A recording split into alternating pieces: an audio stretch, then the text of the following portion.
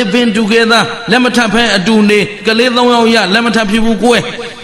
အဖေဘသူခေါ်မှမသိဆိုတဲ့ဟိုအမျိုးရုပ်တည်းရဲ့အကျင့်ကိုခမည်းတော်ဘာမှအတူယူစရာအကြောင်းမရှိဘူးခမည်းတော်မှာစနစ်တကျအိမ်တောင်ပြုတ်နိုင်တဲ့လမ်းစဉ်တွေဗုဒ္ဓရဲ့အဆုံးအမအောက်မှာရှိမရှိအဲ့ဒါကာမေတုမိစ္ဆာစာရကိုအထူးစောင့်ရှောက်ထိမ့်သိမ့်ကာယကံကိုစောင့်ရှောက်မှာဗုဒ္ဓဘာသာရှင်းလားရှောင်ပါလို့ပြောတဲ့တရားတွေဟာအပြစ်ရှိလို့လားမရှိလို့လားကောင်းကျိုးပေးမဲ့တရားတွေမို့ရှောင်ခိုင်းတာလားဆိုးကျိုးပေးမဲ့တရားတွေမို့ရှောင်ခိုင်းတာဘာမှစောရကတက်မနေနဲ့ကျုပ်ကလည်းအရေးကြီးတဲ့ကိစ္စဆိုအာရပါရအော်ခြင်းတာမအော်နဲ့ပြောနေကြလို့နော်အော်ရမှလည်းအရသာရှိတာဒင်းတို့ဘာထင်ကိုယ်ကိုနားထောင်တော့လည်းအဆင်မပြေဘူး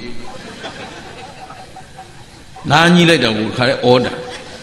ပေမဲ့ live show မှာမအော်ရင်အဆင်မပြေဘူးအဲ့တော့အော်မယ်